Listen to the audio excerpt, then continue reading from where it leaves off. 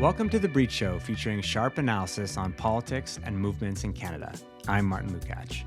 A little over a month ago, Avi Lewis became the leader of the federal NDP, raising new, interesting questions for the Canadian left. How should we relate to the party now? And can the NDP become a vehicle for mass socialist politics? Today, we're airing a discussion between myself and Deena Newaz, an organizer in the labor movement as both a rank-and-file worker and elected member, and a coordinating member of the Spring Socialist Network. I myself was a volunteer advisor on Avi Lewis's campaign. The discussion happened in early April and was hosted by professor, author, and activist David Camfield on his excellent podcast, Victor's Children. So let's talk about what made Lewis's win possible. It certainly was not because there was a sizable organized left wing inside the NDP before the leadership campaign. And so how do we explain this outcome analytically?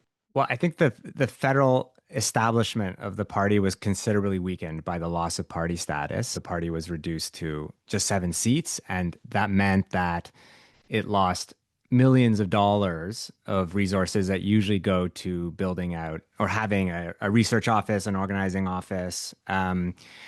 And so on one hand, like the lack of resources that the party had, and as well as major debt in the millions and millions of dollars, made it a much less attractive prize, I think, for a potentially more formidable establishment candidate, such as, for instance, a former mayor or a former premier. And I think that weakness, frankly, also made it harder to engage in the sort of sabotage that we saw when Anjali Padurai ran to be the leader of the BC NDP in 2022.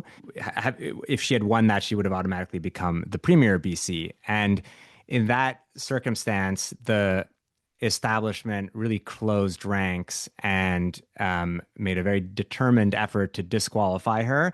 And one of the ways they did that is they created new rules in that leadership race midway through the race, so they could disqualify her on the basis that environmental organizations had mobilized their ranks to sign up, 10,000 members for her. And I think in Avi's case, because of his family background, he comes from, a political dynasty. His grandfather was the leader of the National Party, and his father was Stephen Lewis, was the leader of the Ontario Party.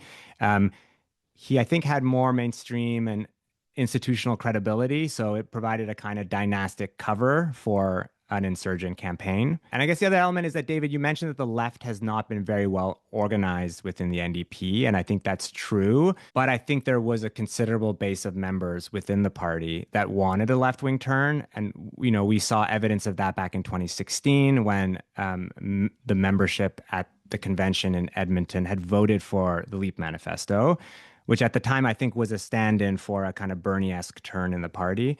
So this time around, there were small groupings like Reclaim and Renewal that were trying to act as a kind of organized current within the party, though I do think you're right that there has not been a well-organized current in the party. And I think outside the party, as you mentioned, the campaign was able to activate a layer of left activists who wanted a national political representation of their broad left politics, something the NDP has not really been. It was challenging for organized formations to get involved. Having, for instance, learned the lessons of the Anjali campaign, the establishment, in this case, prohibited from the very outset any kind of collaboration between the campaign and movement organizations, which are known as third parties in Canadian electoral law.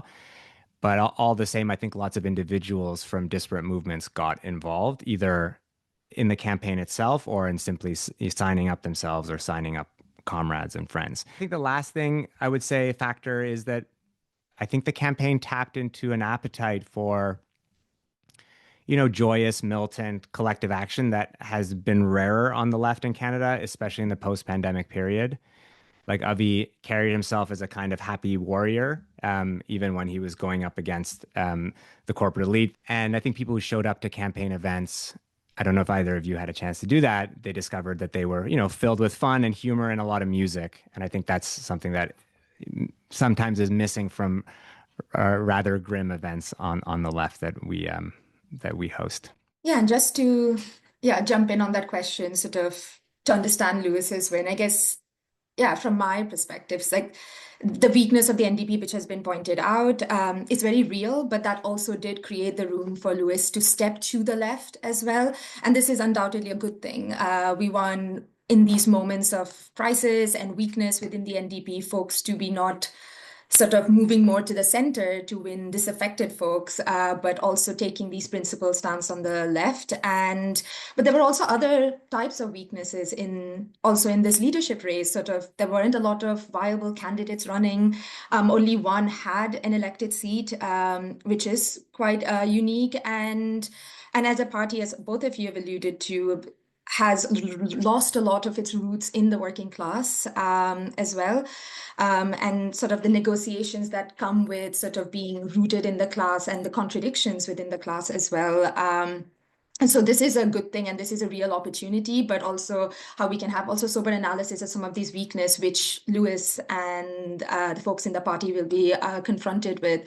And I'm sure you've all also come across the poll, the Angus Reid poll, where over 1,100 past NDP voters were polled, and over half of them didn't recognize most of the candidates on the that were running for the leadership. And these are all problems that can be fixed, but I think there's a general weakness that allowed him to move left, but those weaknesses can also now will be a real formidable challenge to sort of rebuild those roots, rebuild the image of the NDP as a worthwhile companion in struggle for the working class, for the folks outside of the NDP and outside of the sort of the activists who were sort of desperate for an opening in what feels like defeat after defeat on the left. I think that Angus Reid poll was, I found it interesting.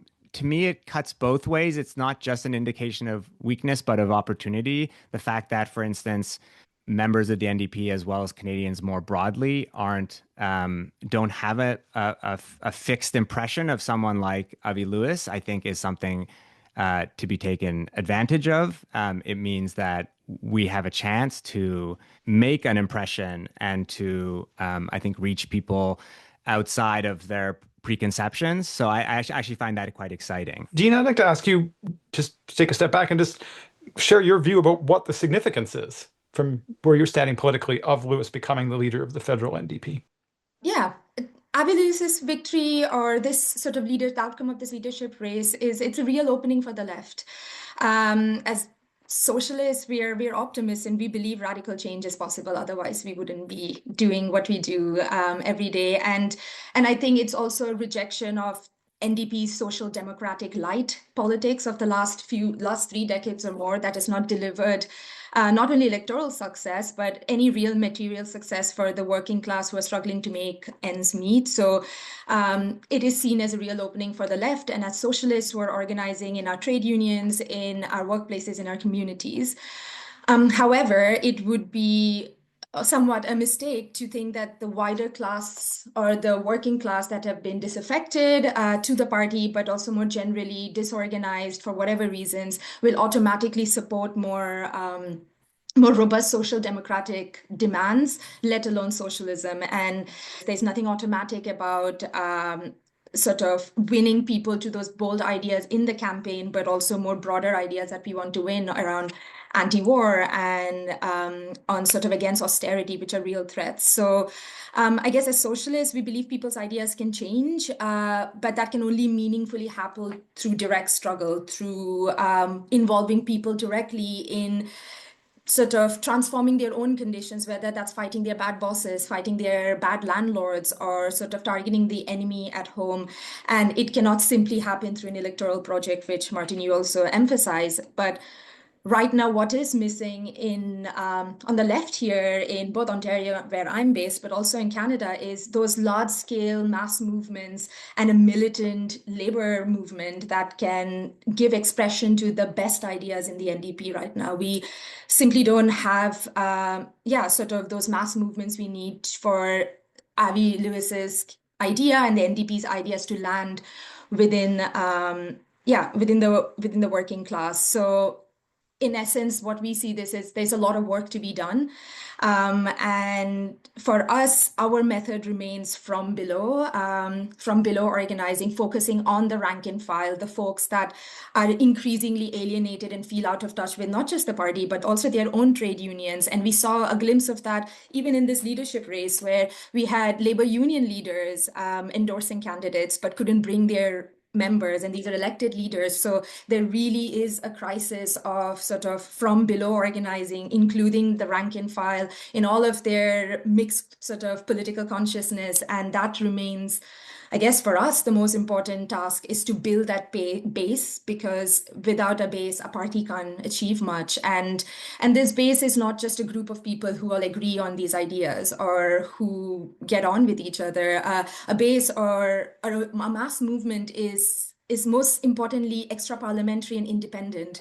They have to be independent so that they can continue to sort of build the forces and bring in the people who did not vote for Lewis, did not vote for even the NDP, who remain disaffected. So what we urgently need is these independent extra parliamentary movements that can make arguments along class lines, and that ultimately is transforming consciousness of workers where they are rooted, so they feel confident to be doers in their own social context, not just doers in the sense that we get the right leaders elected in our trade union or get the right folks elected and they will deliver us the change or deliver us the outcomes, but workers who feel that they are the agent of change in their own workplaces. And that work will only strengthen and embolden the Lewis win and the Lewis campaign as well.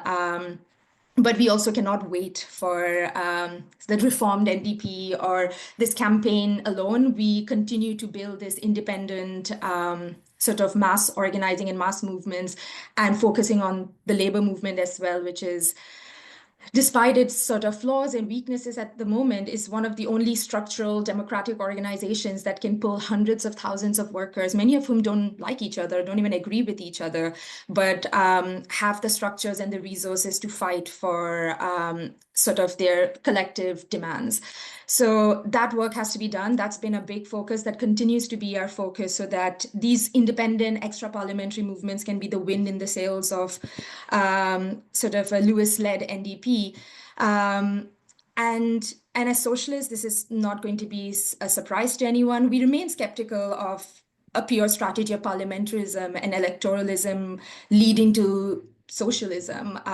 But at the same time, we don't turn our backs towards the project either. We encourage sort of the left to think bigger in this moment, to broaden that project that has made these gains and has brought Lewis to the leadership, but how we can reach even wider audiences with our ideas and continue in the business of changing people's minds and hearts wherever they're rooted, and seeing them as co-companions in struggle. Otherwise, I feel, are doomed to repeat the mistakes we've seen in the UK, we've seen all across Europe, that an electoralist strategy that aims to simply take over and manage the capitalist state in order to reform it bit by bit is doomed to sort of abandon socialist transformation and also abandon the people who are excited and drawn into the movement. Now turning back to look at the, what's next, based on your understanding of the circumstances, what do you think Lewis's next moves will be in terms of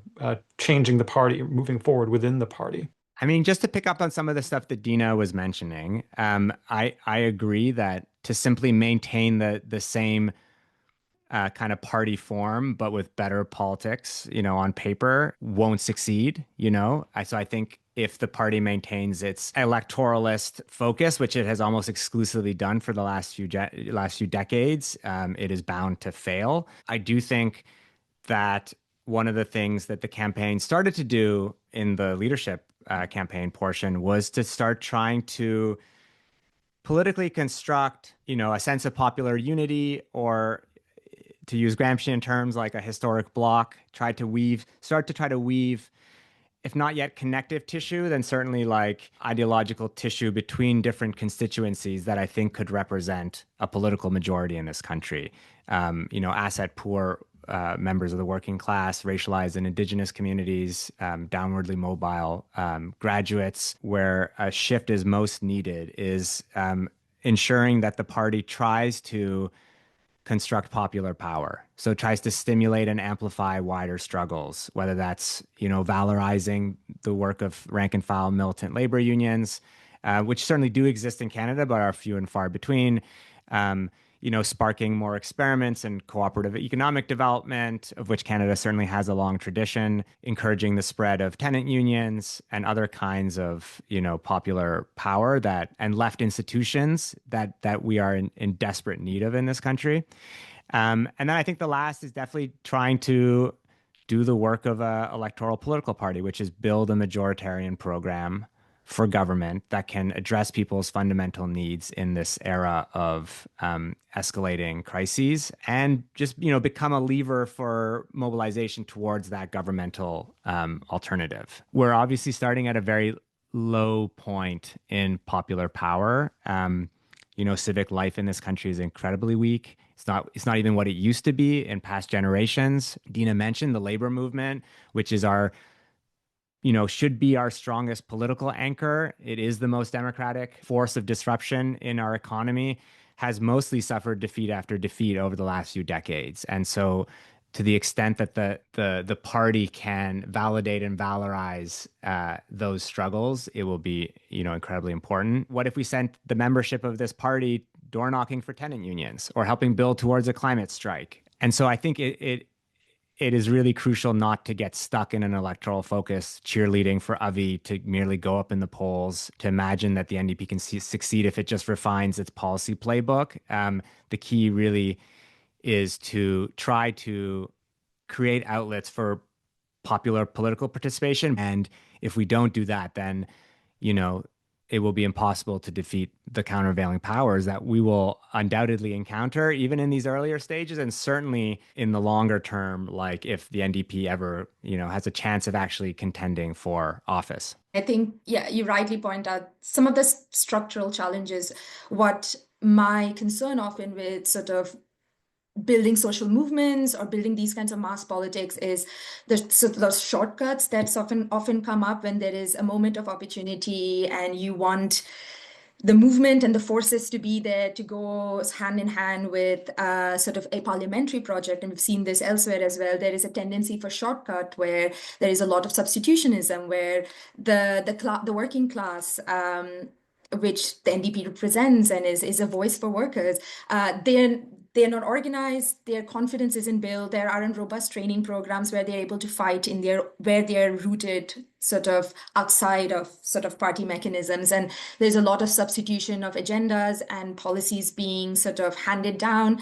And that weakness is evident when there are mass movements or mass coalition rallies, but a lot of rank and file are missing. They aren't there. The numbers aren't there, which on textbook there should be. So that is, again, a structural problem that can be fixed through sort of doing the outside party building and the independent organizing. But I guess it'll be interesting to see how the party and Lewis is able to balance sort of the discipline of electoralism, where you do have to stay elected and win and drive out votes. That's the machine of electoralism. But then there is also the work, the bold stances that need to be taken to build anti-war initiatives like we are seeing right now, sort of in its very nascent stages in Canada against the war on Iran, and what is an increased escalation with no end in sight. I guess I often sort of arrive at the tension between the electoral discipline and also how much can be done through a party and through a progressive platform or even a leftist platform to transform mass movements as they're being built and nurtured from below. Yeah, I think undoubtedly the discipline of electoralism will be an incredibly difficult obstacle to contend with. And I know it was part of the campaign's platform, and in fact was something that was endorsed by the party membership at the convention recently in Winnipeg, was to create what's called a permanent organizing model for the NDP. Of course, it's much easier to say that than to do it, but my hope is that what resources can be found in a party under incredible debt would be devoted to the kind of member trainings, organizer trainings, political education throughout the EDAs and throughout the membership that can bring some of that deep organizing that we've seen in certain labor unions in this country, and which has been quite successful into the party. It will be an interesting experiment to see how much can be accomplished while also, as you say rightly, Deena, contending with some of the demands and pressures that a party like the NDP will be under to perform electorally. Sometimes I get frustrated with the phrase shortcuts, no shortcuts, which I obviously agree with on a political level, but I sometimes feel that becomes an alibi for not taking advantage of seizing the moment. I think it's possible to recognize that there are no shortcuts to building electoral as well as popular power, while also not just sitting on our hands in a moment like this one that affords itself.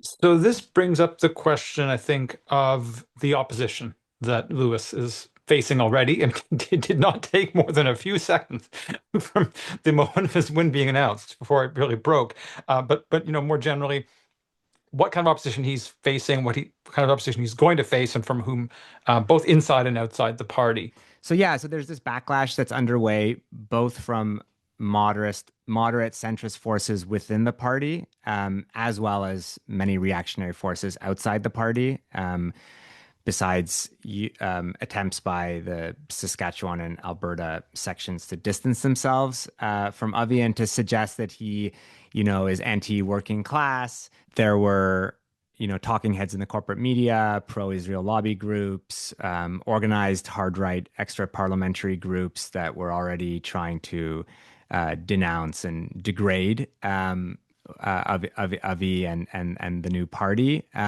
Lots of red baiting, false accusations of anti-Semitism, which of course is a trademark part of the playbook of establishment forces in recent years. I think if we see any rise in the polls for an Avi-led NDP, those attacks will eventually extend to the broader corporate and political elite. I call this kind of backlash a beautiful backlash because I think we've seen establishment smears of this kind boost the strength of insurgencies.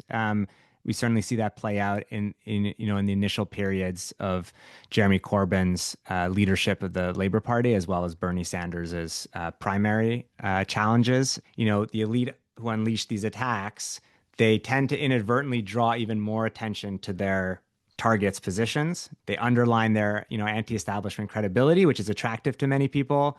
And they also fire up their base. And so I think in each of these cases, as the attacks from these establishment forces grow, so too does their popularity, and then on in this kind of ever-intensifying cycle of hostility and broadening appeal. So, and I think the key on Avi's side is to hold the line. Is not to give an inch, not in terms of the politics and policies that he ran on and won a huge mandate for, and I think if he can hold the line and not do what I think so many people either expect or are used to politicians doing, which is start to water down, make concessions, moderate in order to, maintain his position, I think the popularity and strength of this moment will just grow. And I guess from my perspective, again, I've been seeing sort of the opposition already emerge both from inside the house and outside, and it was inevitable, of course, as we've all anticipated.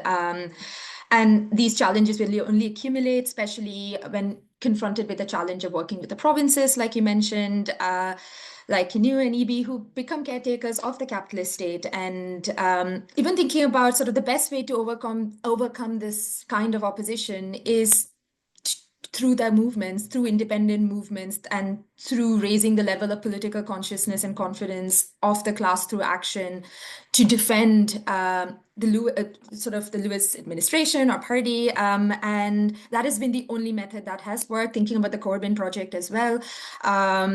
When he was being attacked by his own party on Brexit and on anti-Semitism, there was various tendencies to ignore it or silence critique, but the only successful way there was upticks in his popularity was when there were mass movements, independent mass movements on the street after the Syrian war broke out. There was mass mobilization on the streets, and that was the energy and that independent credibility what he was able to leverage, and he did sort of win quite a significant amount of votes in 2017.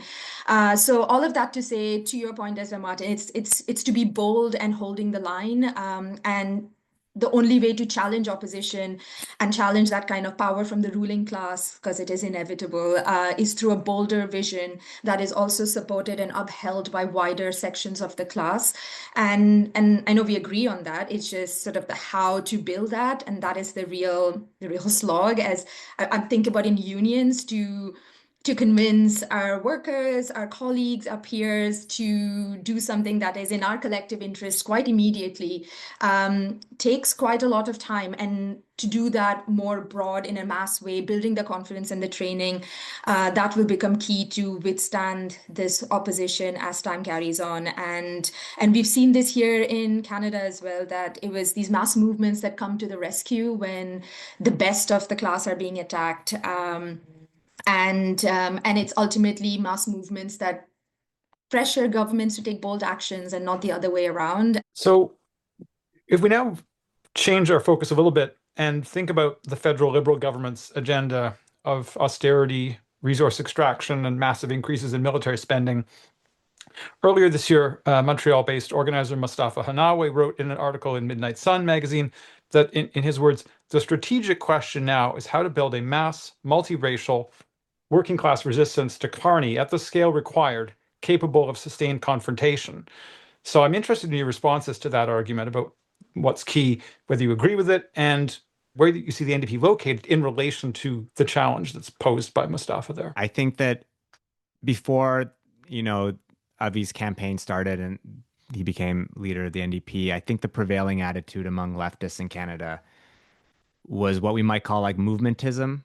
Ignore the NDP, I would say rightly, because it was such a moderate, highly centralized, party whose ideological outlook, as you mentioned, David, earlier, was a kind of liberal light or most accurately social liberalism. The consultant class who ran the party looked to third way UK politics or corporate democratic politics as its model, had a very rigid electoralism and was usually ranged from like skeptical to openly hostile to social movements. And so I don't think movements thinking about how to build a mass resistance to a right-lurching, establishment liberalism would have found an ally in the NDP. I think that has changed now, and I do think that, like, I hope that we broadly on the left can have a more mature, sophisticated debate about the interplay between parliamentary resistance and movement resistance to an agenda like Carney's,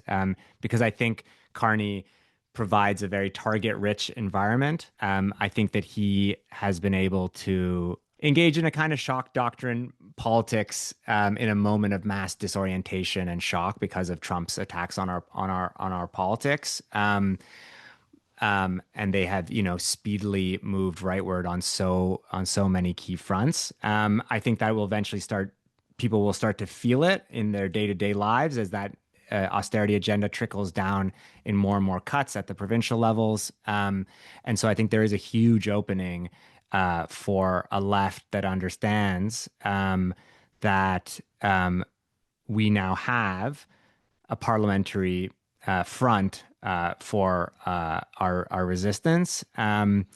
So I worry still though that like much of the left will stay focused on base building in their small quarters, focused exclusively on social movement organizing. And if those efforts remain detached from the kind of national infrastructure I think that a left-led NDP can provide, they'll continue to be ignored or repressed when necessary by the government of the day. And so I think having a leader like Avi with the kind of bully pulpit of the that this position affords him, I think is very important. Like I think most people's experience of politics is structured by electoral politics.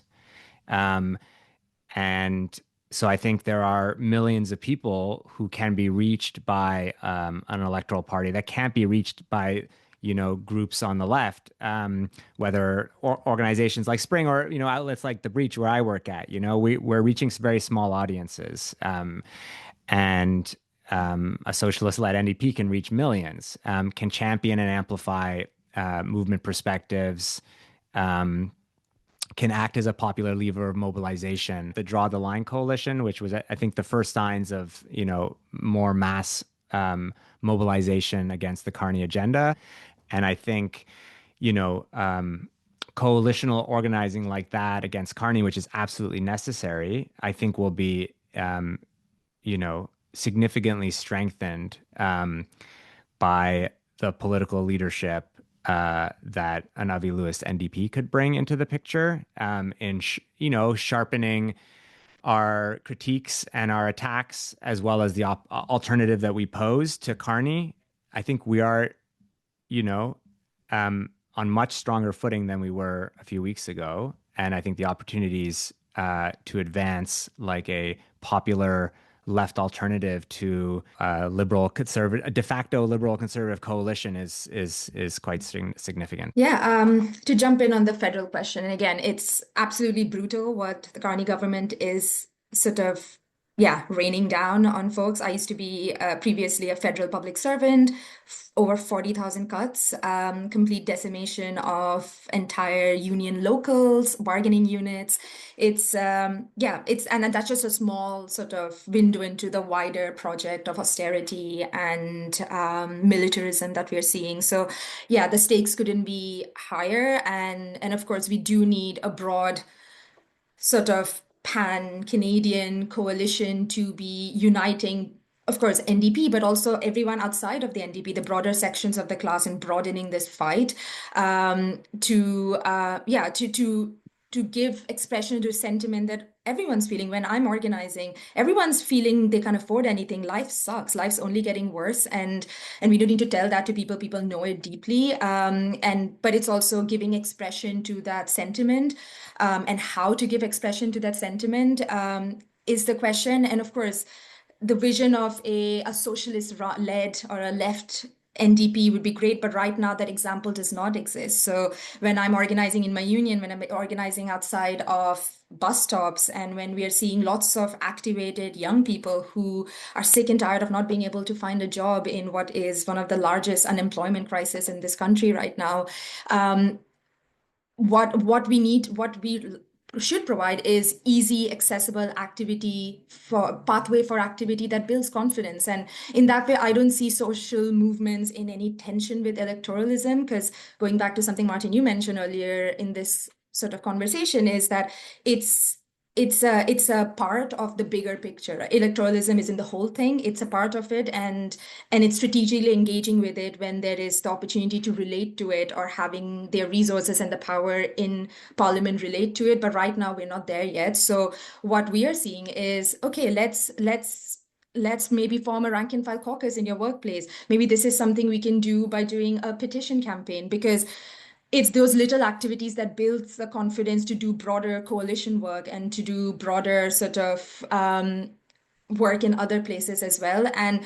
the goal isn't, of course, for small organizations to lead that front. Like when I organize, the goal isn't come join this tiny socialist organization, because that's not helpful, because we don't want more perfect leftists. We want the masses being drawn to these radical ideas, but also believing they have a role to play in doing something about it. All of that to say, I think what is needed are those sort of workplaces, militant workplaces, where people understand the enemy at home and are engaged in fighting them every day, whether through passing resolutions or in neighborhoods or through tenant organizations. When they see a bad landlord and advancing this agenda, they're able to know that there is a place for them to do something about it. And it's essentially the kind of radical from below training for people to become doers in their social context. And eventually those are the exact same people who are going to fill whatever activity there is to advance the fight on the electoral stage, but outside of it as well. So I guess I've been trying to push back on this tension that often comes, that there's a hostility, or at least from my perspective, a hostility between movements and electoral project, because one can't exist without the other. Without movements, you will be attacked and you will be defeated. And for me, real success would look like at all levels, both electoral and the projects outside, is, are we able to draw in large numbers of new people that represent the working, that are the class, and are we able to sustain them as well and give them a vision that's broad, because if the vision is very closely linked to the party, that's in its early stages of being something, sometimes the defeat of the party or defeat of the leader becomes a defeat of you, and hope is on short supply, and we want to make sure that there is something broader to fall back on as well, but also to defend the electoral project, because you're absolutely right. We don't turn our back on electoralism. We meet people there, the class, we meet them there as well. Just the question is, there's a gap between the NDP that you would like to see under Yes. Avi Lewis and the NDP that it actually exists. Yeah. And what do you think about the prospects for bridging that gap? I do think that the fact that the party has been so reduced in its lack of official party status now, and a widespread understanding that it's like slow slide to the center over decades, means that now there is a chance for, and even something of a consensus for renewal. So I think even, for instance, the establishment slate at convention for the governance bodies of the party, which was arrayed against an anti-establishment slate of people like Libby Davis, who's a longtime left-wing MP in the Vancouver downtown east side, and other social movement activists. In that situation, even the establishment slate had to pass themselves off as supporting bottom-up renewal, democratization in the party. Because they knew that that's where the prevailing mood was. And so I think now that there is a widely recognized mandate to make some of these kinds of changes. I also think the fact that Carney now has secured his majority through a kind of slow drip floor crossings means that we may not have an election for a few years rather than having one this spring or this fall, which I think would have exacerbated some of the contradictions, Deena, that you rightly refer to. It would have meant that there would not have been a chance to do the kind of, slower organizational rebuild that the party needs to fulfill this kind of vision that I've articulated. Avi, for instance, has already telegraphed in the media that, in contradiction to the pressure that is already coming from the mainstream media, the establishment media, to immediately find a by-election that he can run in. He's made it clear that, just like Jack Layton, actually, he's going to take his time to find a seat to run in, and he plans to be touring the country, hosting major events and town halls, interacting with not just the party membership, but the broader, constellation of social movements, and really trying to catalyze and stimulate those wider struggles that are key to the success of the left and also the success of the NDP. Takes us to a question, and you may disagree about this. I'll be interested to hear what you say. Direct question. Do you think socialists and other anti-capitalists, like people who are listening to this podcast who are not active in the NDP, should now start putting in time to being involved in their NDP electoral district associations and other party bodies? I don't think there's a consensus on this within the organizers who were involved in the Avi Lewis campaign. I think there are many people who do want leftists to flow into riding associations. That's not my position. I think that would be a mistake for a few reasons. One is, I think that in many cases, electoral riding associations are not a welcoming home, whether it's because they're dilapidated or don't even exist, or because there is a layer of professional staffers with the provincial parties that tend to run them, or a kind of, just right-wing social democratic old guard who run them, especially in the more competitive ridings.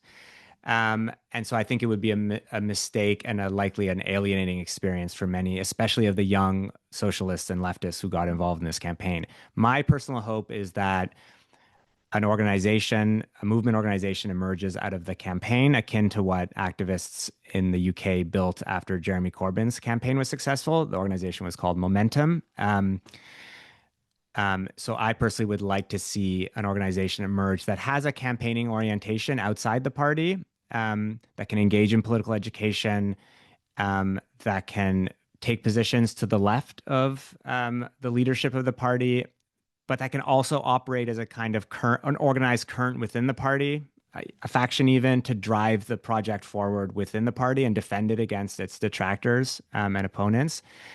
And also, importantly, I think build an independent basis for left-wing politics to hold Avi accountable. I'm obviously very fond of Avi, but I think it's important to recognize that individual politicians come under huge amounts of pressure, inducements to moderate. And I think we have a situation in this country where we don't have a strong organized left. That was the basis for this electoral run. We don't have a DSA, which laid the foundation for Zoran Mamdani's run. And that also had mechanisms, imperfect as they may be, to hold politicians like Mamdani accountable, to sanction its member electeds, as we've seen them do with like Jamal Bowman or AOC. So I think I'm worried, speaking openly, speaking in a more like open way, that we don't have that movement anchor for this, and it means that this project is weaker than it ought to be.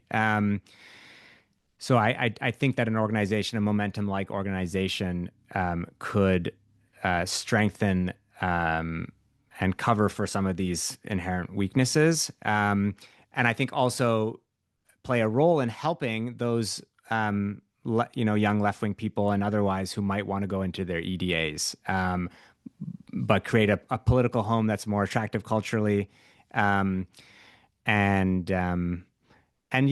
be a place that actually advances the kind of, synthesis of electoral and popular organizing that we've been talking about. Yeah, and to chime in, I guess what can, and I know the activist hubs are sort of transforming the riding association is exciting, because I know lots of folks that I know here in Toronto who are engaged or want to be engaged and don't know how. So it is definitely an exciting proposition. I guess, and not to sound chicken and egg, but I guess it's harder to bring new people in or people outside of the NDP camp, because it's with them, it's show not tell. Well, why should I join this place? And I think that is, and at least a kind of organizing we do at Spring and as Socialists is not come, trust us, join us, and things would be better. But it's like, this is something you're encountering in your neighborhood, in your workplace, in your current housing situation. How can we support you in sort of creating actions to fight where you are rooted exactly, and that being the starting point as to how you fight back, which is essentially from below, rank and file organizing. And as it stands right now, it's hard to make those arguments for anyone to go to someone who's not in the NDP fold already, which is the majority of the class, to say, hey, come join something that doesn't quite exist.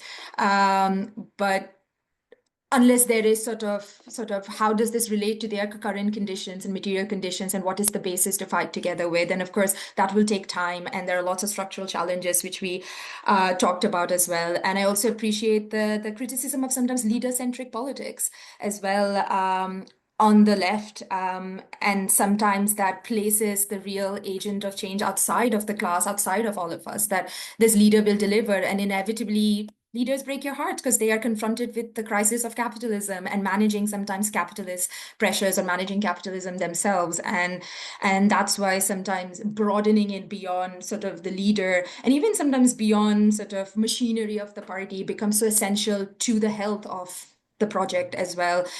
You mentioned the DSA. Even within the DSA, there's not a lot of political clarity, and there's a mass sort of every now and then mass exodus of folks who feel like they're a reformist project rather than something more revolutionary as they aim to be. So this is not new or not inevitable, but it is, yeah, a lot of the success of these projects also rely on the health of external organization and this work that continues where the class feels like they're doers wherever they're rooted, because ultimately they would be the folks leading some of this or becoming co-companions in the struggle with the riding associations, with the NDP and everyone in between and outside. You mentioned momentum in Britain, and that could also be the basis maybe for another episode of this podcast to learn more about the experience of what happened there, because I think that raises something Deena touched on around the dangers of a kind of cult of the leader, which I think was, I mean, Deena, you could probably speak to this from your experience in Britain, the kind of reticence, to say the least, about criticizing Jeremy Corbyn, right? That was there on a lot of the Labour left, and I think that was very was detrimental to the Labour left itself, and more broadly on the left. And the challenge about I would be very, very happy to see the emergence of some kind of new radical organization that operates as a political organization inside and outside the NDP, but what kind of organization that would be, how democratic it would be, what its relationship to struggles on the ground would be, how much would it be oriented towards fighting inside the NDP over policies and procedures and those kinds of things. There are a whole lot of questions that people in this country have very little experience dealing with, but people, for example, in Britain have a lot more experience, good and bad, that we can learn from in relation to what happened when Corbyn was the leader of the Labour Party. So do either of you have any thoughts you'd like to offer on those kinds of issues? I mean, I think mostly just that the right approach, considering our lack of experience at that level, is humility. I will be the first to admit that I think in this era, where the left has experienced defeat after defeat in Canada, I don't think any of us have set and compelling answers to these questions. And I think what I'm excited about is that the Avi Lewis campaign winning means that at least we have new openings and opportunities to experiment with. But I agree with you, David, that there are very important questions to think about and resolve over the coming days and months. Sometimes as socialists, I think one of the best things we can do in a socialist organization is be memory of the class. These challenges of these tensions that we're talking about, these structural challenges, they've presented themselves over and over again, and the best we can do is learn from the lessons and the failures and all on what could have been, while also not underestimating the pressures of capitalism as well. But what we saw with the Corbyn project, as to mention, is why something outside of the party is so critical, and these mass movements are so critical, and why we're always on and on about building the rank and file to be doing the thing they need to be doing so that they're not tethered to a leader, is because what happened with the Corbyn project is, after he was absolutely destroyed by his own party, we saw sort of the complete demoralization and disintegration of a lot of sort of groups and hubs, and all the people that were brought to sort of support Corbyn just left the realm of political organizing and left. There was massive demoralization. So was I, extremely demoralized, and we can't afford to do that every few years when a leader or a party breaks our heart, which is inevitable under the pressures we live under. So that's why we constantly focus on extra parliamentary, while also relating to the best parts of electoralism, and we never abandon it. And there is a possibility where the NDP under Lewis becomes sort of this mass party, where socialists see it as a place to join and to add vibrant layers to the party. But right now, the key focus feels like bringing new people in beyond the folks that we already know that exist on the left. My hope is that the kind of politics that Avi was practicing as well, which was trying to encourage people not to place their hope in him as an individual politician, but to always remind people that the party, even under his leadership, will only be as strong as the power that we build inside and outside. And I think in that kind of situation or scenario, we will steel people for the fact that Avi may end up moderating, and if that happens, it won't just be his fault. It will be the fault of those of us who haven't built enough power on the outside to make sure that he stays the course. which I think just underscores the importance of organization, right? Of political organization, that electing a new leader to the NDP may create certain opportunities, but it's certainly, at best the beginning, right, of broader change. And I do think that you both have made an important point that I think I'd like to link together, separate points, but the importance of humility, right? Because this is a genuinely new experience, and we need to actually be open to learning from it and not assuming that it's simply going to replicate things that have happened elsewhere. But at the same time, there's the danger of a kind of, and I'm not accusing either of you of this, but of naivete, right? Where people who haven't actually really studied what's happened inside other social democratic parties in the past, will, people who may not recognize some of the forces that are at play and might think more just in terms of people and personalities and so on. We need to, I think, be both open and have that humility, but also be as deeply informed as we can about past experiences, because, there are going to be some quite, I think, familiar dynamics, even if they're manifesting in novel ways as we go forward. But thank you both, Deena and Martin, for your thoughts on these questions. Thanks for having us. Thanks so much, David, for having us, and lovely to chat with you, Deena.